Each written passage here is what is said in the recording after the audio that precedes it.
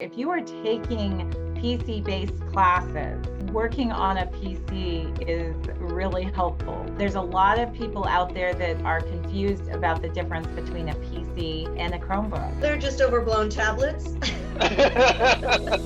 Hello and welcome back to another episode of Miss Melodie's Learning Bytes. We've got Miss Melodie here and a very special guest because we're talking about a topic that is on a lot of people's minds right now, especially we transition to completely remote, 100% online live, contactless training. And there may be a question of, do I have enough equipment, the required equipment that I need to continue to do online remote training from home? Maybe I bring in my equipment to the office. Is it better to do there? Am I going to a library and doing this? What kind of equipment do I need to be successful with my online live remote training? And to answer that question, we brought in Mia Gwynn, one of our instructors here, one of the top instructors in the world, I might have mentioned. She's here to kind of give her insights and experience along with Miss Melodie's to answer the question, what physical equipment do I need? You know, probably the first thing that we want to address is you definitely want to make sure that you're working on a computer. If you are taking PC-based classes, then working on a PC is really helpful. There's a lot of people out there that are confused about the difference between a PC and a Chromebook, and they're different. So is a Mac completely different? And a Mac is different too. Yeah. So you can take our classes with a Mac or a Chromebook, but the problem comes from mostly the keyboards. Wouldn't you say, Mia? I absolutely agree. Whether it's a Chromebook or a MacBook, you have different keys in different locations, and we do utilize the keyboard with our hands-on activities. So sometimes the instructor will instruct you to hold down the control key, but a MacBook doesn't have that. Or you're trying to use the delete key and a Chromebook doesn't have that. Since we are mostly a PC-based school, it would be ideal, if possible, to have a PC while you're learning. Chromebooks can be ideal for a second monitor, which is the kind of the next thing that we wanted to bring up, is that in this online environment, it is really important to have a second monitor. And there are so many creative ways of doing a second monitor. You don't have to buy a great big monitor and plug it into your laptop. I mean, that's an ideal situation if you have the space and you can do that. But it is possible to use other things as a second monitor.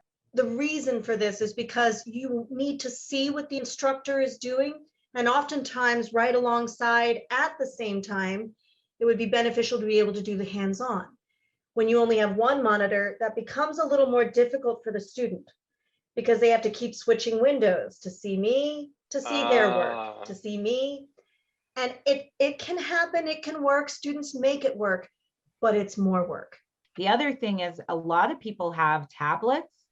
Okay, you can actually log on and watch, again, you can watch the instructor on your tablet and then participate on your PC. Or tell me a household in this nation that doesn't have a TV. Okay, in fact, most of us have multiple TVs in our households, and you can take an HDMI cord and plug it into the back of, now it has to be a TV that has an HDMI port, but they have for several years. Would you say, Mia, off air, we were talking about Chromebooks, they're a little bit like... They're just overblown tablets. That's an exaggeration, but they do have some different interface, different buttons. And if you're used to normal PCs, Chromebooks take a little extra learning curve. I didn't know that they didn't have a delete button. That's very interesting. No, they don't. Well, that brings to light the keyboard conversation, right? When you're about to take a class, it helps if you are familiar with the layout of the keyboard you're using. It would be helpful if you could have a regular full-size keyboard, but if you're using a laptop, you have a lot of the same keys. You just need to know where they are. Why is it important to, be able to know and have access to certain keys? We teach a well-rounded approach to using computer software, and a large part of that is using your keyboard effectively. Oftentimes using the keyboard shortcut, as we call it, can be more efficient than trying to find a button somewhere in the software. So for example, since our learning is online, a function 5 key can help refresh things like a website or a lab or whatnot. So we do rely on them occasionally. F4 is also really important in Excel. So F4 is the ability to change a cell from absolute, which means it never changes, to leaving it as a relative. And you can type it in, it's just way long. I mean, it's longer and it's just easier to hit F4. Are there any mice that, now that you guys are talking about keyboards, I'm wondering, okay, is my mouse, up to speed for education training? I don't, in computer training? Pick me. Go, Okay. Mia, I pick you. If you have a laptop and you have a mouse pad, it is going to make your life just a little more difficult, because we do things like click and drag, which means you're supposed to keep depressed the mouse and move your finger, and it can be difficult. So there are all sorts of very cost-effective, wireless or wired mice. Can be just a couple bucks even. And I think it would be beneficial because we do a lot of movements. So I have a question that's a little off script here, but do you ever think, opinion a piece here, that we'll be teaching off of the tablets or phones where you're like, okay, now everybody, like, pinch and zoom in and move with your hands? Are we going there? Is that? Oh, we've been there. We have an iPad class, and that was one of the chapters was just learning the gestures like pinch and zoom. So wow. we do it now. What if somebody's iPad or cell phone, as you're trying to train them on them, loses service and things like that? Do you have any recommendations for hooking up or connecting and maintaining internet while you're, doing your IT training? probably the biggest thing that will make a difference is how are you connected? I mean, none of us have control over our internet. We've all had different problems at different times. However, you can do a couple things. The biggest thing that will make a difference is if you direct connect to your router. An Ethernet cable, I priced it just the other day. An Ethernet cable looks like a phone cable. It has a connector like the old-fashioned phone cables, and it can plug into the back of your router, and you can plug it directly into your laptop. And I know that a lot of us don't have our routers directly beside our computer. I had somebody tell me, but my router's in the kitchen. I get that your router is in the kitchen. However, you can buy 100 feet of Ethernet Cat5 internet cable at Walmart for less than $15. If you actually are a direct connect, your speed goes up phenomenally and your chances of being dropped, I mean, it makes a world of difference. The other thing is, and Mia, I know, is aware of this too, how much can actually be being used. So if you have other children or a spouse or somebody else in your home that's trying to stream YouTube, then that's going to affect your situation in class.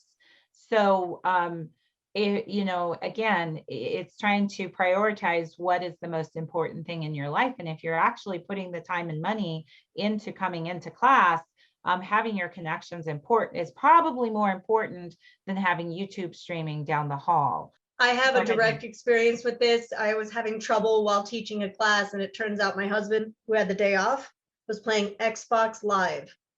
That is definitely a bandwidth hog. He was not happy with me that I kicked him off the Xbox, but hey, I had to prioritize. I had to teach. No days off. Come on, man. What are you doing? As we wrap up here, I wanted to make sure that we talked about any other pieces of equipment for career training and IT training. I think you guys had mentioned a little bit about headsets. Mia's pointing to hers right there. So what's the benefit? I mean, you have, it looks like a wired Bluetooth, but it's got the one ear. I have, a lot of people have If you have a wired earbuds, is that fine? What are the technical requirements that can help you go through class successfully in the headset department? Well, I think a lot of this depends on your general environment anyways. I happen to be in a room that I can close and have privacy. So a one ear headset is fine. But if you're in a noisy environment, let's say in your dining room and you've got family, kids, etc., having two earphones is better so you can concentrate.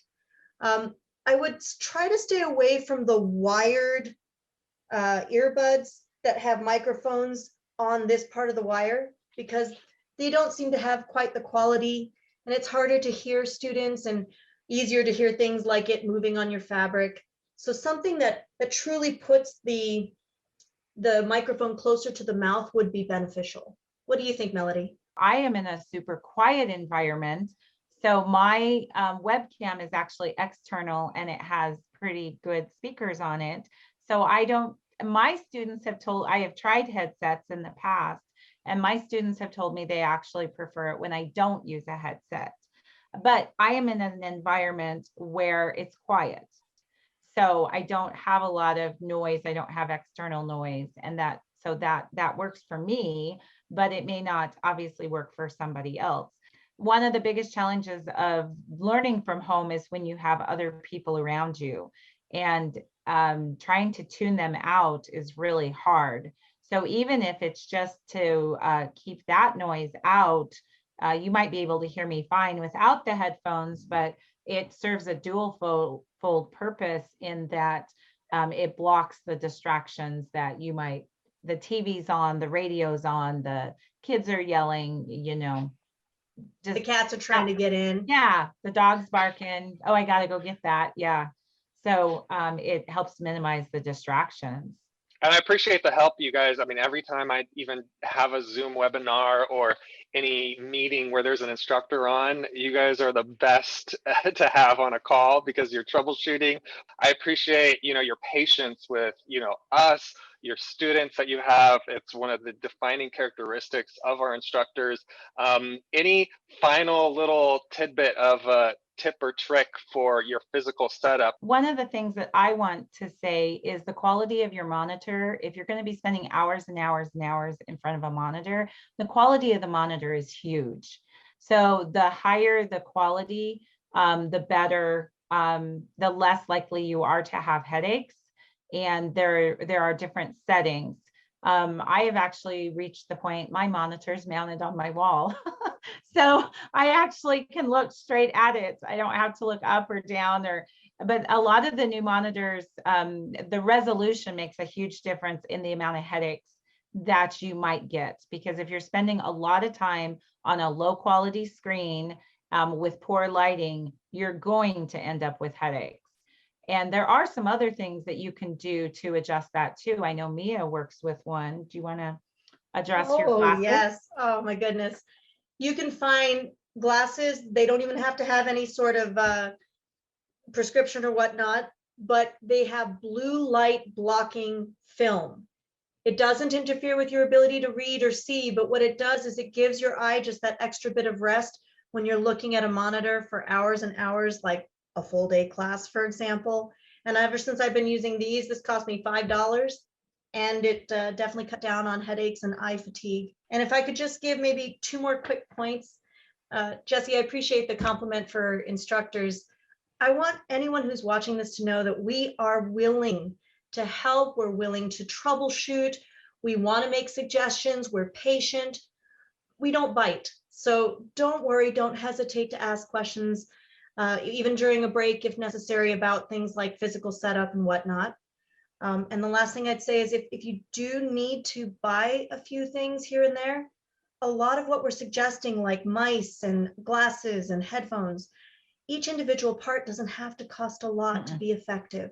It's not like we're asking you to invest thousands of dollars, not even hundreds, maybe 20 or 30 to make your experience a better one. This is great to know that even if you go through career training with New Horizons Career Development Solutions and you get loaner equipment, you can still get these extra pieces to really amplify your experience and make it solid for, pennies on the dollar here and there. So for anybody that is interested in IT or career development training, you can head over to careerdevelopmentsolutions.com. Melodie, Mia, we're going to ask you to come back for our next episode. Can you hang out for a little bit? Absolutely.